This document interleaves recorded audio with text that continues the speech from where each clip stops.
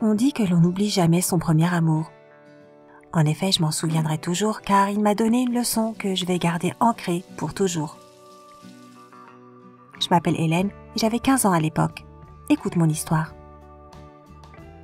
J'étais encore à l'école quand toutes mes amies ont soudainement commencé à se trouver des petits copains, du même âge ou un peu plus âgés. Je les enviais évidemment. Je n'étais certes pas la plus jolie, mais moi aussi j'étais prête pour ma première histoire d'amour.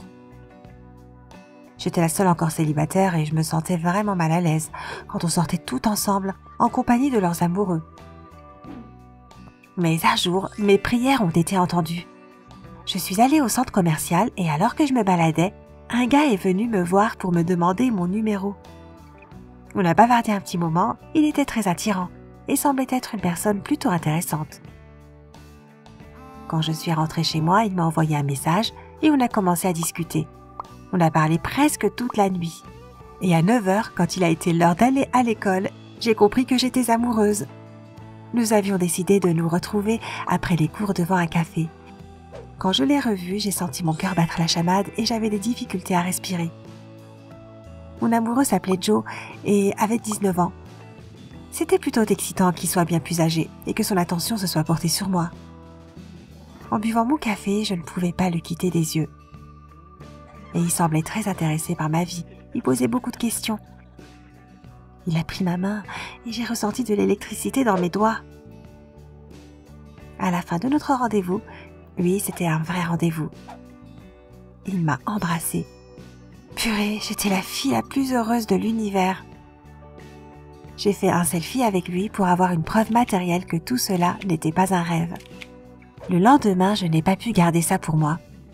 Je suis allée à l'école, j'ai tout raconté à mes amies et je leur ai montré le selfie. Elles ont souri avec incrédulité et m'ont demandé si j'étais sûre que Joe n'était pas trop vieux pour moi. Je les ignorais, la jalousie féminine est tellement pathétique. En attendant, il m'envoyait des textos tout le temps. Quand j'étais en cours et que je ne pouvais pas répondre de suite, il m'envoyait des messages énervés car je mettais trop de temps. Oh, c'est trop mignon, je me disais qu'il était vraiment attaché à moi. Quand je suis rentrée, je me suis vantée à ma mère d'avoir trouvé un petit ami. Je lui ai raconté comment il était. Maman a froncé les sourcils, a regardé le selfie et à nouveau froncé les sourcils. « Je désapprouve », elle a dit. « Il est trop vieux pour toi et tu vas avoir des problèmes avec lui. » Je l'ai ignoré et maman n'a pas insisté. Elle m'avait toujours laissé beaucoup de liberté. C'est ainsi que mon histoire d'amour a commencé sans l'approbation de personne. Mais ça me convenait parce que j'avais un nouveau petit ami prénommé Joe à qui je plaisais vraiment. Il n'arrêtait pas de m'envoyer des messages et on se voyait presque tous les jours. Par contre, il refusait de rencontrer mes amis et me disait qu'il ne voulait pas que je rencontre les siens.